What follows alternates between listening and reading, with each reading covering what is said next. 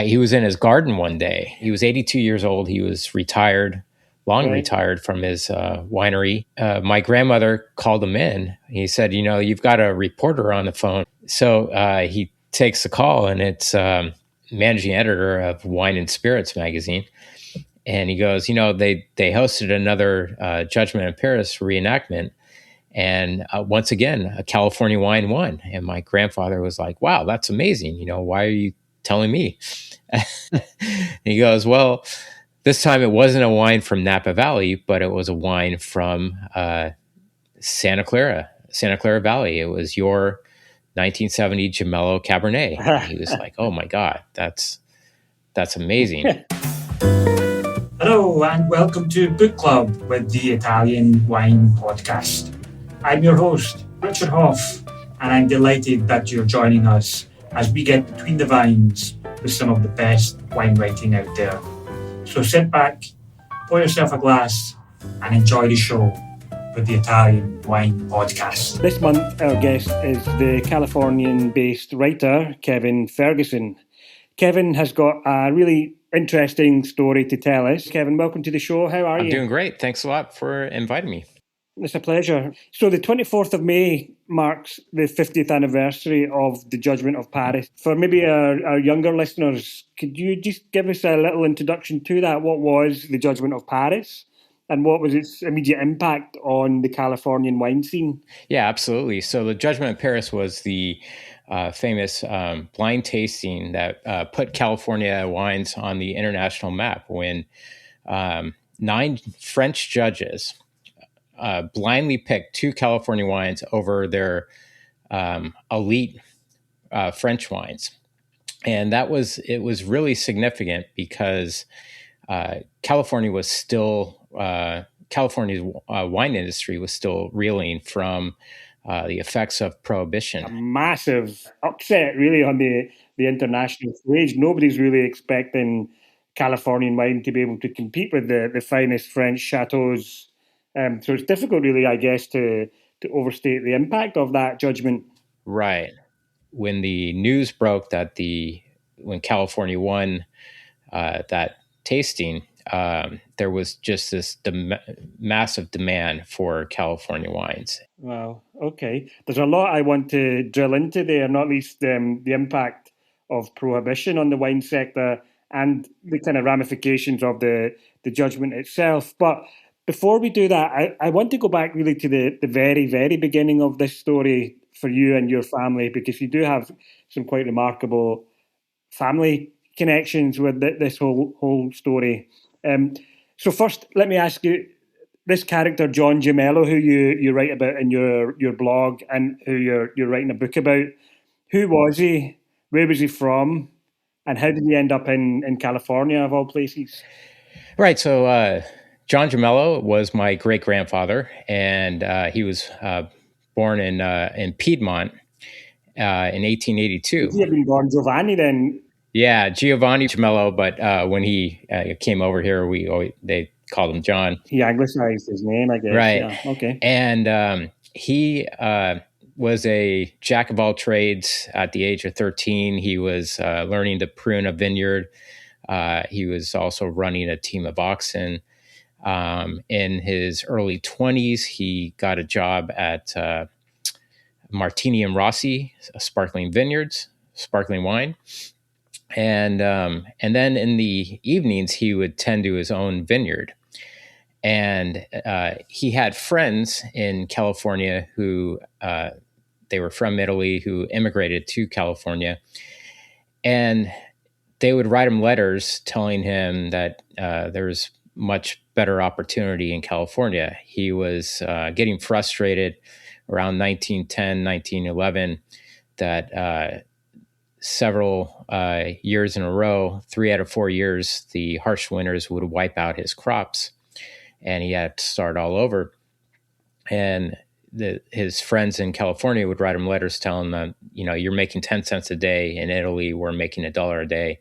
You should come out and join us. Ultimately, he did, left his wife and first daughter in Italy, and said he would send for them once he made enough money. Wow. So he came out to California and landed a job at Almaden Vineyards, which was run by Paul Masson, the famous French immigrant winemaker, who was also known as the King of California Champagne, or the Champagne King of California. And he started working there.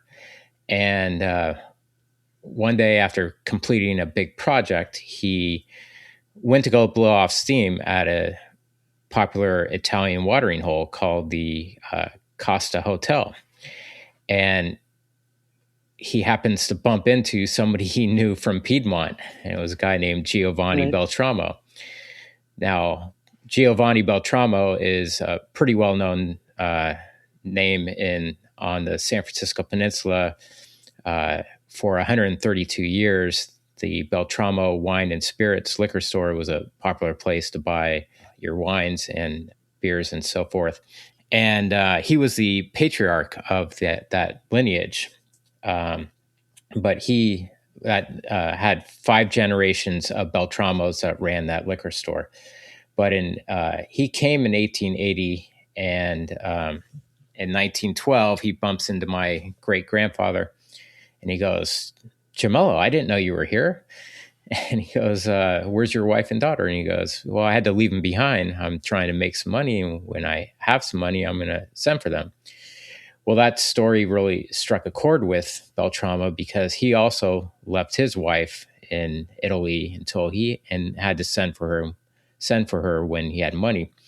And so he loaned my great-grandfather $190, which is the equivalent of well over $5,000 today, for a first-class ticket for his wife and daughter to come and join him in California. Oh, my God. And so they came, obviously, and the family were reunited? So they were reunited, and I think it was around 1914. My great-grandfather had gotten a job at the Piketty Winery in Cupertino. In the 1970s, when my great-grandfather was in his late 90s and just before he passed away, my cousins, the Obisters, who ran the Obister Winery, decided to put all his stories on tape, because he would retell all these fascinating stories. And so that's where many of these stories come from, old cassette tape that we recorded back in the 1970s. That's a fantastic resource. Because you mentioned the letters that he would get from friends. So I wondered if you had correspondence from that era, but it sounds like your sources really are that oral history that he recorded in the 1970s. Yeah, a lot of them are from the cassette tape. My grandfather, Grandpa Mario, he also documented a lot of things, and also there were certain not restrictions, but certain rules if you want to get a loan from the Bank of Italy, which was one of the few banks that survived during the Great Depression. You had to keep very strict details of your profits and losses. His bookkeeping was pristine back in the 20s and 30s. You'd be amazed at some of these the bookkeeping that he kept back in those days. Do you have personal memories of him at all? Yeah, so I was 9 years old when he passed away, and I do remember him quite a bit. At the tail end, he was very frail. I mean, he's 98 years old. He passed away at the age 1 month before he was going to turn 99. But I've seen a lot of photos. He was a very strong. The winemaker back in those days, they were farmers. They did everything. So he's a big, strong guy. It was hard work, but it was also, I guess, quite a healthy lifestyle in some senses. Exactly. So moving on, you mentioned Prohibition in your introductory remark. Your great-grandfather is in America. He's working in the wine industry. He doesn't yet have his own winery, if I understand the timeline correctly. But what was the impact then on him as someone working in the wine industry, how did they survive those years of prohibition? Yeah, so he, like I was saying, he worked at Piketty in 1915. Then he ended up buying a vineyard up on Monte Bello Road in Cupertino. And as Prohibition was looming, he kept that vineyard for 2 years and then sold it in 1919, the year before Prohibition went into law. And then he pivoted and went into became basically they called it a berry peddler. He had a vegetable business delivering vegetables door to door throughout this San Jose area, South Bay of the San Francisco Bay Area. It was basically a traveling farmer's market delivering groceries and so he and a couple of business partners basically bought a fleet of trucks in 1920, which is like the artificial intelligence of the day. The technology of the day was cars. And so he ended up buying, delivering vegetables door to door. And around 1925, halfway through Prohibition, he discovered a ranch that he wanted to buy, and it was 30 acres, and he bought it for $30,000, right in the middle of Silicon Valley, what would become Silicon Valley, in Mountain View on El Camino Real. And he also discovered a loophole in Prohibition law, which allowed him to produce up to 200 gallons of wine for home use, which, if you think about it, is quite a bit. It's 3 bottles of wine a day, every day for 365 days. And wow. And that's for personal consumption? Well, you're not supposed to sell it, but that seems kind of funny that you would. And we don't have any records of him actually doing that. That would be incriminating if those records existed, I suppose. Right. I guess so. It's not something you would want to keep a written record of. Right. So he planted of his 30 acres, actually, and then he, leased another 20, 25 acres. So he had 55 acres. And 18 of the acres, he planted Zinfandel grapes. So he had a vineyard going. And around 1928, 1929, they were ripe for starting to harvest. And by 1933, when Prohibition was repealed, he was ready to open. And January of 1934, he, along with my grandfather, who was 17 years old, Grandpa Mario, senior at Mountain View High School, they opened the winery for business. Okay, and we'll pick up that story again in a moment as well. But just on the topic of Prohibition, what drove the Prohibition? What was the rationale behind that? Yeah, so that was push for that goes back as far as 1893. The Anti-Saloon League, which was led by a guy named Wayne Wheeler, who was a lawyer, and he was traumatized as a kid when he was struck by a pitchfork by a drunken laborer on his family's farm. And so, he was really the strong push behind it. He struggled to get really traction on it for several years. And then he eventually partnered with a number of temperance groups. And with that started to build momentum. And from 1905 to 1917, several states passed anti-liquor laws. California was not one of them.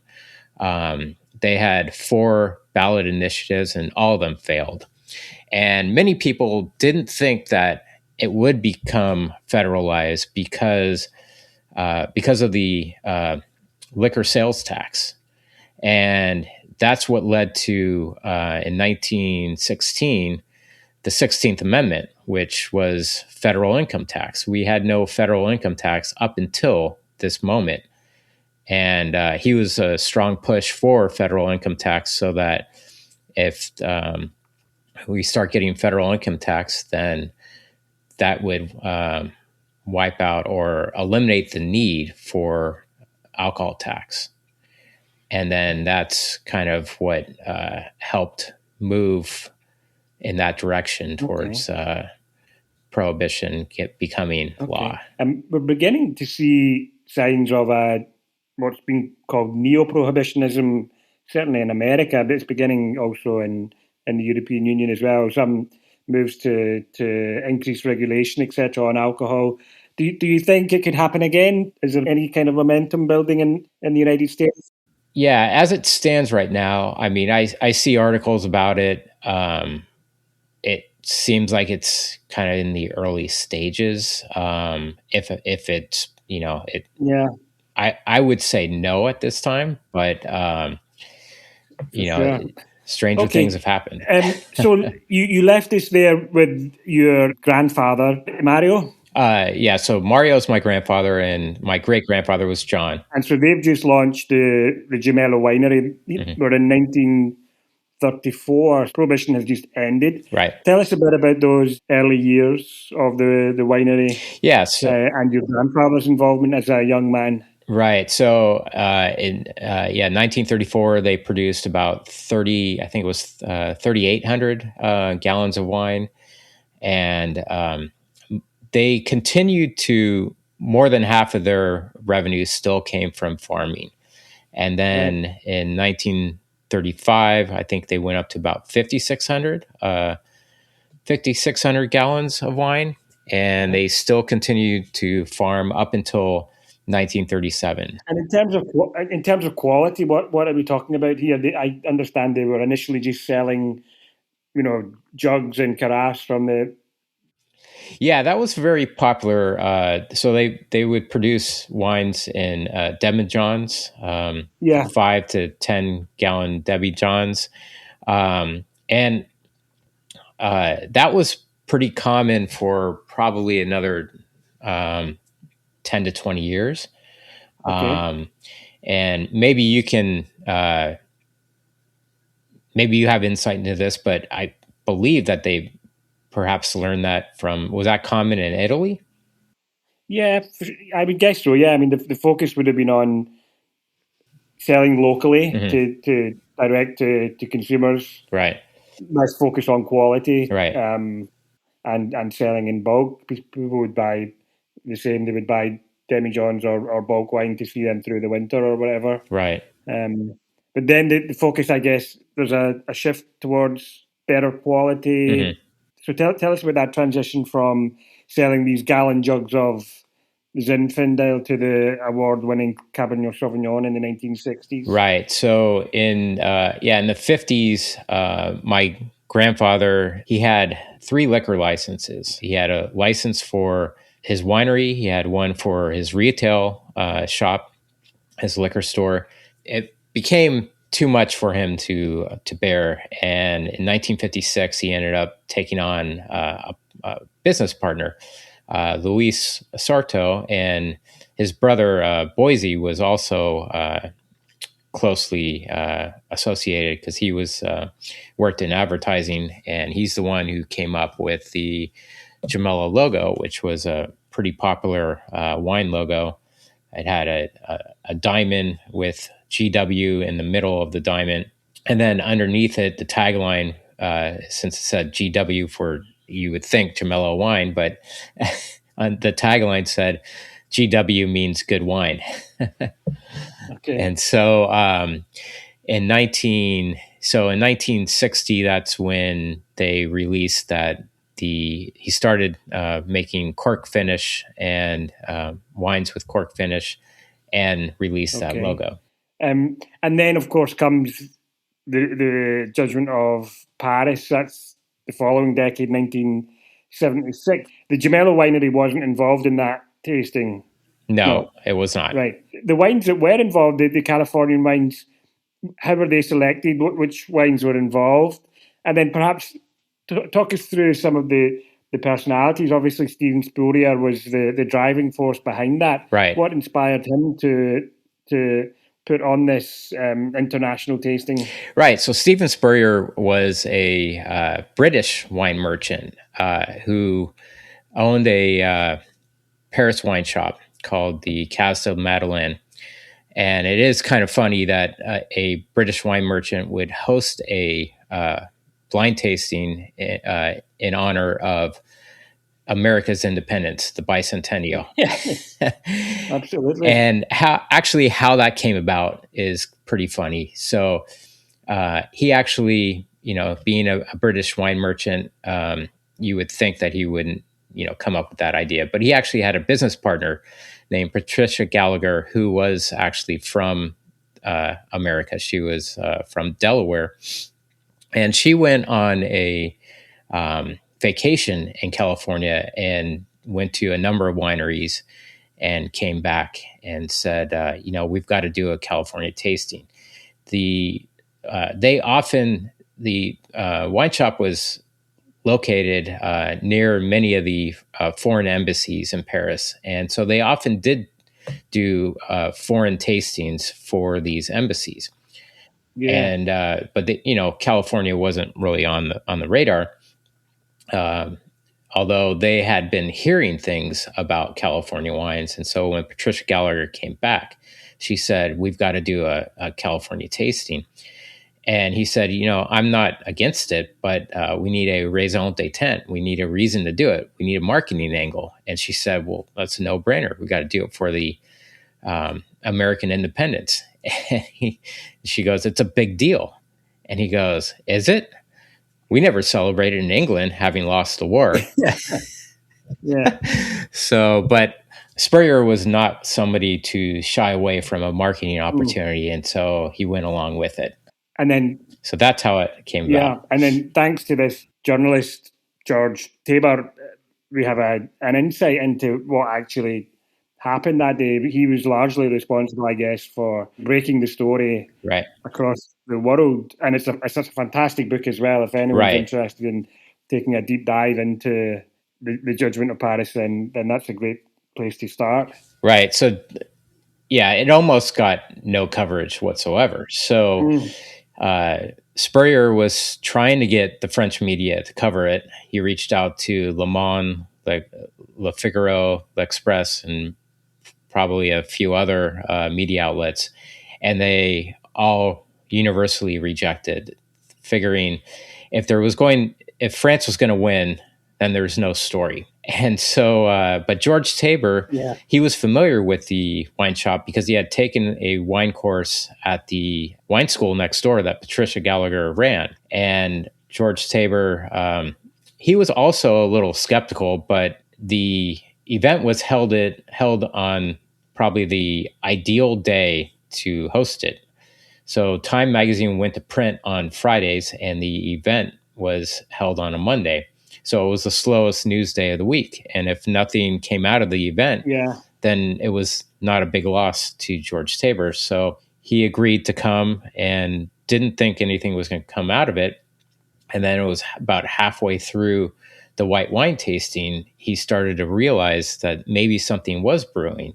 George Tabor was given, since he was the only reporter, he was giving a lot of latitude to how to cover it. He was given a scorecard. He knew all the wines that they were drinking, and he was able to walk around and observe the way they were reacting. Yeah. And all the judges, they spoke a lot during the tasting. They all spoke French, but Tabor was fluent in French, having worked in Europe for the past 7 years. And at one point, one judge held up a white wine glass, sniffed it, swirled it, and then took a sip and raised it again and goes, "I'm back to France." And George Tabor looked at his scorecard and he realized the judge had just tasted Freemark Abbey from Napa Valley. And that's when he realized that there might be a story brewing after all. There's a massive upset on the cards. And as I said at the outset, it's really difficult to overstate what an upset and how upset really the French wine industry was that these American upstarts had somehow won the blind tasting. But it's thanks really to the fact that this Times journalist was present, that it's all meticulously documented and reported on. Right. Yeah. So Stag's Leap won in the red category, and Chateau Montelena won in the white category. Yeah, remarkable. Mm-hmm. So fast forward to 25 years from the 1976 judgment, and we have a reenactment, and this is where the Gemello Winery comes back into the story. So tell us, what was the idea behind the reenactment, and how did Gemello get involved? How did your grandfather get involved in that? Right. So it was a lot of the complaints that the French were really upset on losing the event and thinking that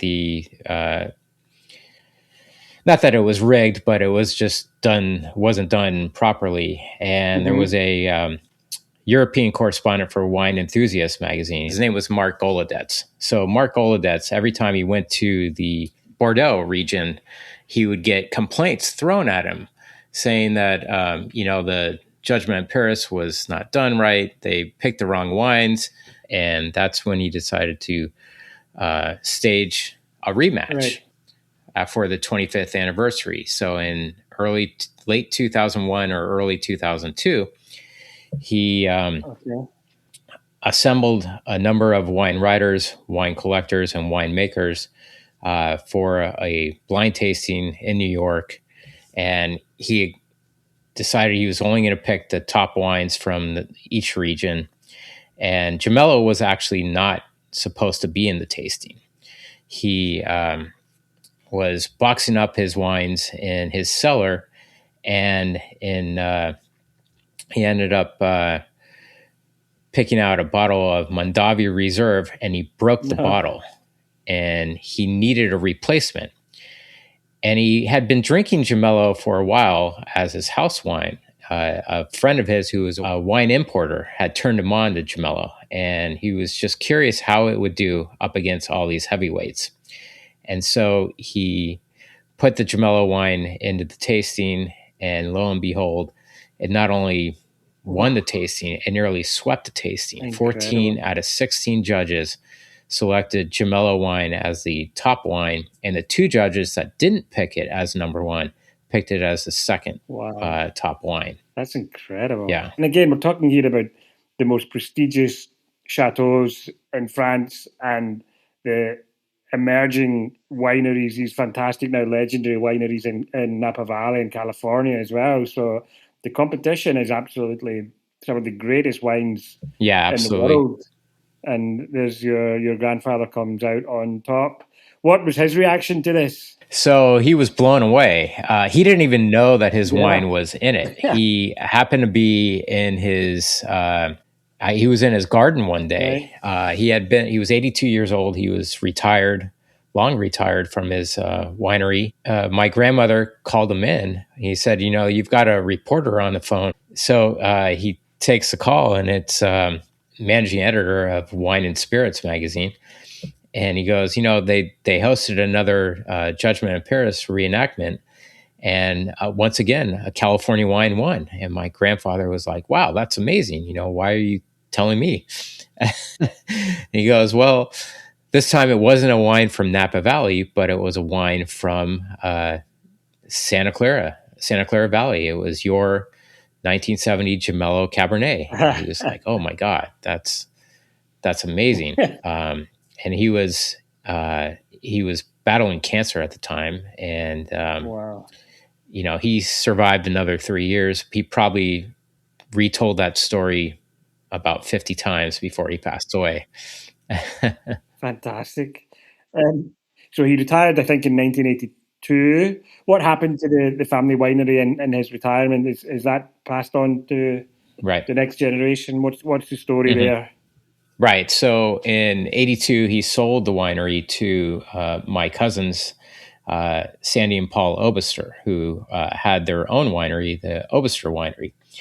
And it's actually kind of bittersweet. So in the 70s, my great-grandfather, John Gemello, he lost his wife when he was about 93 or 94, and she passed away. They had been married for 70 years. and he was, pretty depressed. He was also, this was the wife who had come over from Piedmont with him. came over from Piemonte with him. Yeah. And he was also, his hobby was gardening. And in his 80s, he, it's kind of weird, similar to Wayne Wheeler, although it was a self-imposed pitchfork accident. He stepped on a pitchfork and struck his knee.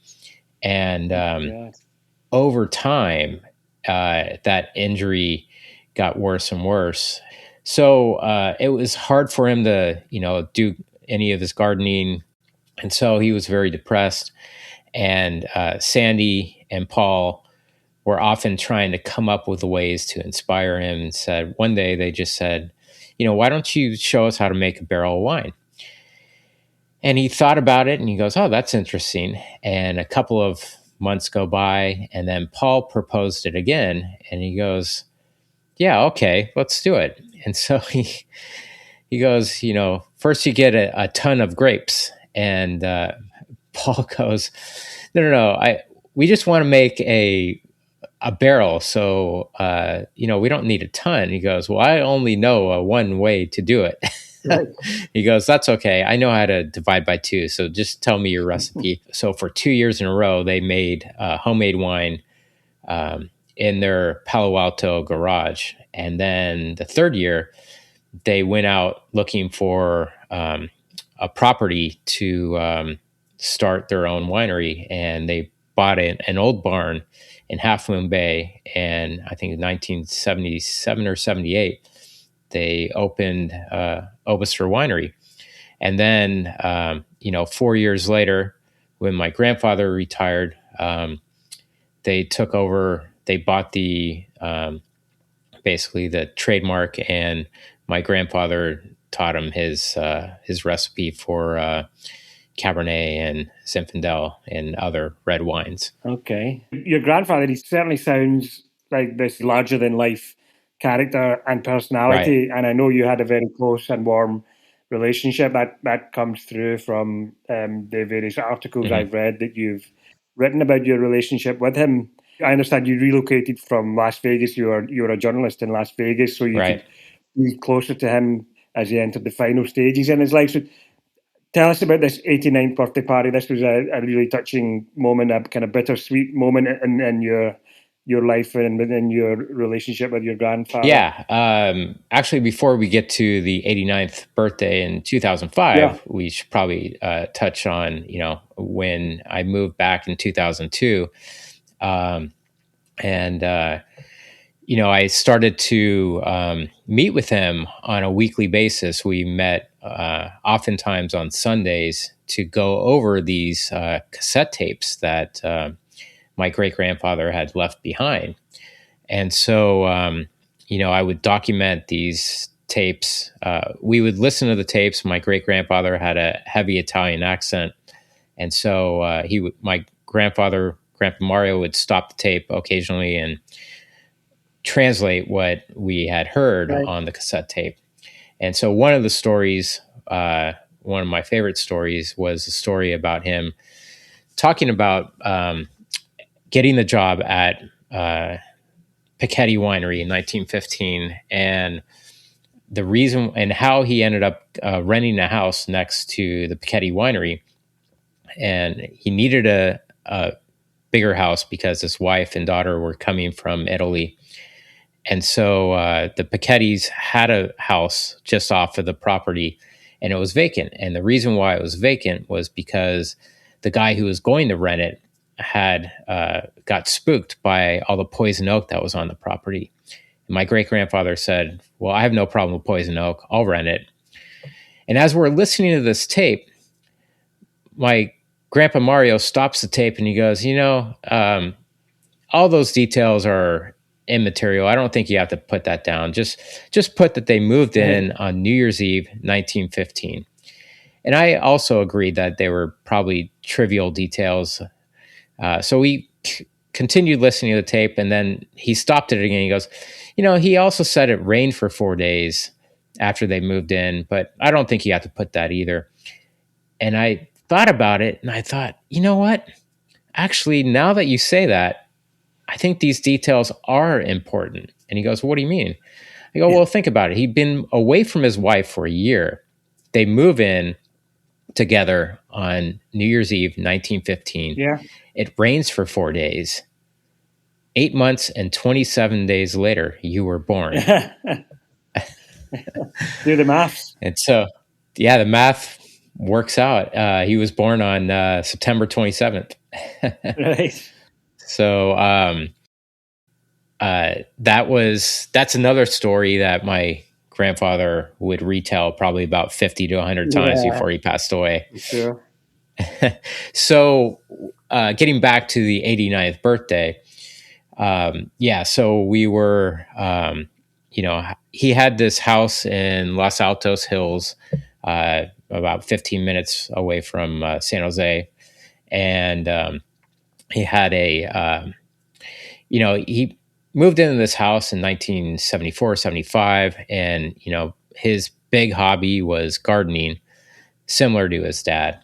And I think that's probably very similar to many winemakers who are also farmers. And he really transformed that backyard into just a beautiful place with, he had a trellis, Peculia, I think it's called. It's an Italian name. And that had multi-level deck that had shade and sun.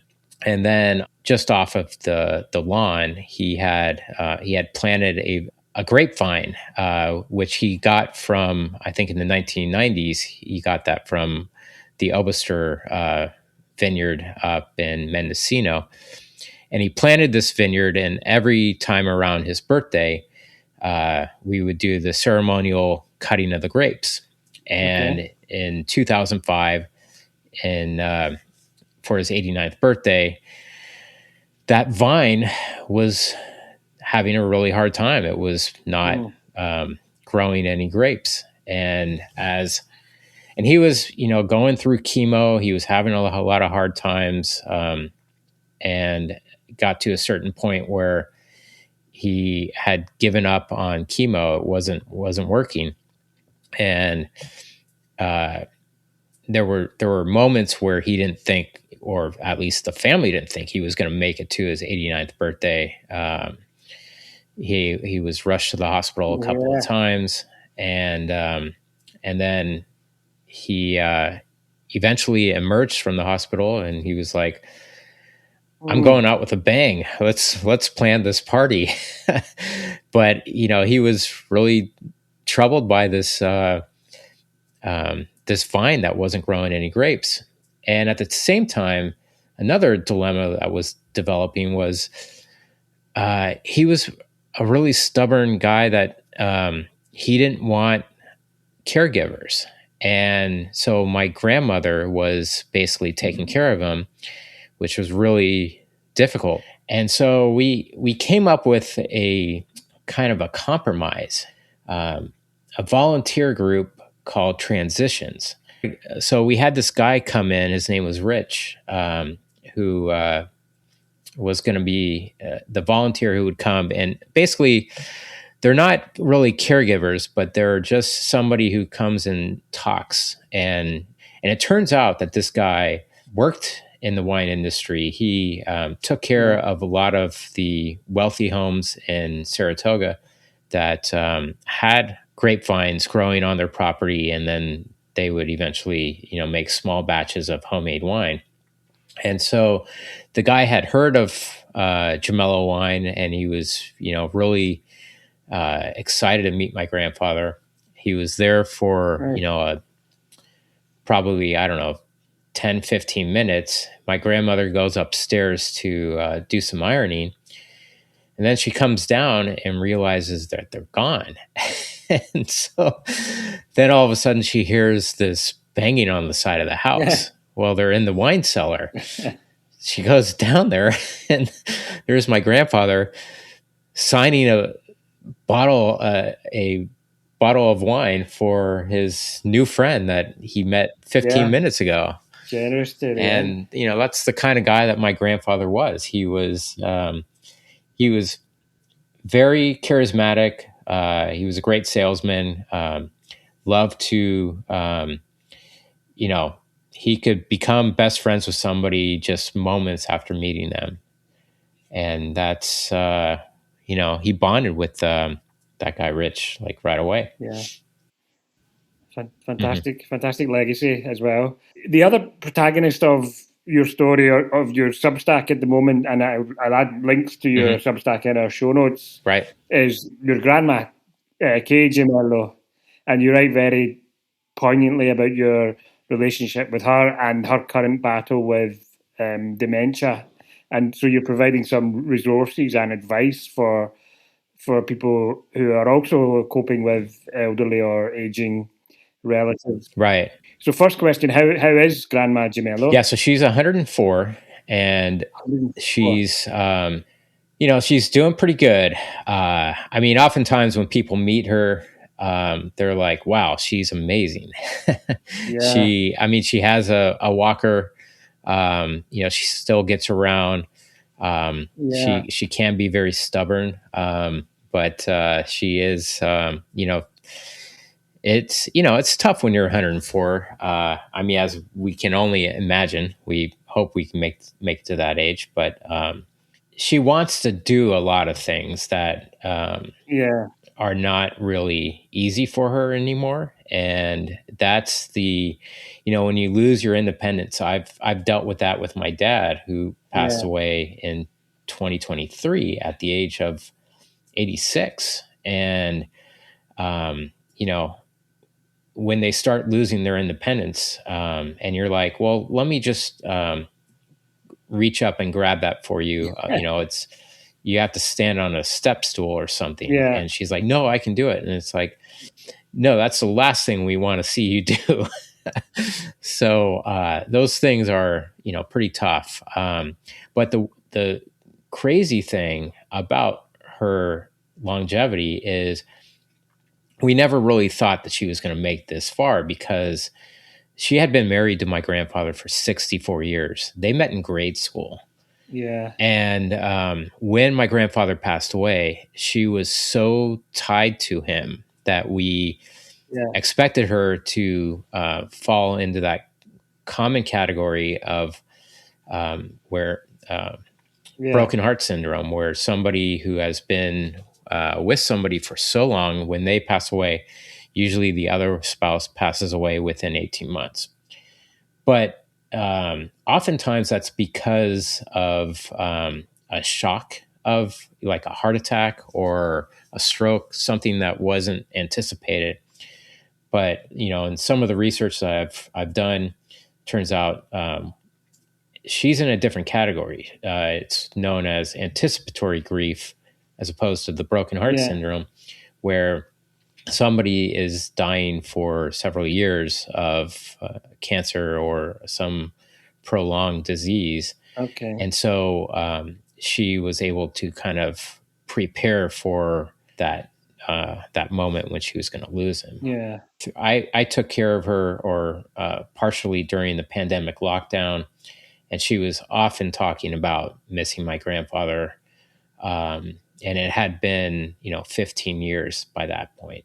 And so she was, you know, really struggling with it, you know, all the way through up until, you know, the last couple of years, when she still kind of has moments. But when she doesn't have moments, it's kind of, she gets distracted, I think, from, you know, dementia is kind of setting in, or she's never really been diagnosed with dementia, but it's cognitive decline for sure. Yeah. And you write incredibly honestly, you know, about the struggles that she experiences as a consequence of this undiagnosed dementia, if you like, but also with extreme warmth and affection. And it seems that there is still a quality of life where you take her out to the park, or she's, you know, having these quirky little conversations with people that, so I guess the fact that she's still enjoying this, perhaps in a limited way, this quality of life, at that incredible age. And your Substack is really a kind of tribute to her, and also a resource for other people that might be in a similar situation. Yeah. In those writings that, so I write about the Gemello Winery, but then I also write about Graham McKay's challenges. And a lot of times, if you're kind of distant, or you hear about your grandmother that you don't get to see that often, or you see maybe once a month, and the infrequency every time you see her, you're like, wow, she's doing amazing. But what I try to do is kind of give some insight to people who either don't get to see them, or they are taking care of them as they decline. And I'm trying to give them some insight into some of the challenges that they may be looming in the future, and some lessons that I've learned on how to handle it in a empathetic way. Yeah, absolutely. Moving on to your other big project, I guess, at the moment, the story of the Gemello Winery across those generations that, spans virtually all the 20th century. It's a fascinating story, and you're currently writing a book about that story. So how's that going, and when can we expect to see it in publication? Yeah, so that's really what prompted my newsletter and the Substack. Yeah. And it's been, quite a journey. I've been writing it for probably the last 5 years, starting with the pandemic lockdown. It's nearly complete, and I'm hoping, if not later this year, to maybe in early God, I can't believe it's 2026. So hopefully in early next year, okay. I'm hoping to have it so out. Maybe in time for the 51st anniversary of the Judgement of Paris. Yeah, exactly. Yeah. That'll be a big year, Yeah, it's certainly a story that ticks a lot of my boxes as a historian and someone who's really interested in this migratory story from Italy to America, but also to Scotland in my case, and to the rest of the world. It's a really fascinating story with so many different threads, and if you throw in the thread of the Judgement of Paris as well, it makes it all the more compelling. Yeah, absolutely. What about your relationship with Italy then? You're obviously of Italian ancestry. What's your personal relationship with Italy and Italian wine? Yeah, so when I find good wines from Piedmont, I'm often buying them, Barolo and Nebbiolo. Yeah. One thing about writing my Substack, it has, really gotten me closer to my roots in Italy. In the 1970s, my great-grandfather and Paul and Sandy Obister went to Italy, and Sandy came back with a ancestry book that she had created, and it had a lot of links of different generations of Gemellos. But over time, many of those people passed away. And so we kind of lost our connection with our relatives in Italy until about two or 3 years ago. I woke up in the morning to find 3 emails from Italy, and it turns out it was 2 brothers and a father who were doing ancestry research, and they discovered the lineage that left for California in 1912, my great-grandfather, John Gemello. They Googled Gemello Winery, and they discovered my blog, my Substack.